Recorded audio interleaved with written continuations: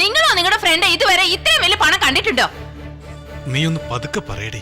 എന്തിനാ പതുക്കെ സംസാരിക്കുന്നേ? ഹലോ, ഇങ്ങോട്ട് നോക്ക്. അവനൊക്കെ കേട്ടാലേ എനിക്ക് ഒരു പ്രശ്നമില്ല. നിങ്ങൾ ചോദിക്കുന്നതേ ലക്ഷങ്ങളാ.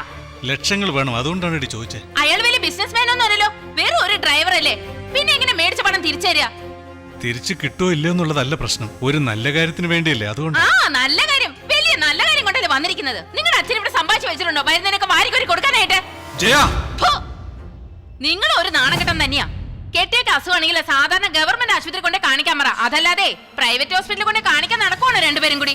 ഇതൊരു ജീവന്റെ കാര്യമാണ് ജയേ, കുഞ്ഞിന്റെ മാത്രമല്ല ഒരമ്മയുടെയും. അല്ല, നിങ്ങൾ എന്തിനാ ഇത്ര റിസ്ക് എടുക്കുന്നേ? കറുത്ത കോട്ടിട്ട് വക്കീലെന്ന് പറഞ്ഞ് നടക്കുന്നതല്ലാതെ ഇതുവരെ 10 വയസ്സ് സമ്പാദിച്ചു കൊണ്ടുവന്നിട്ടുണ്ടോ മനുഷ്യ?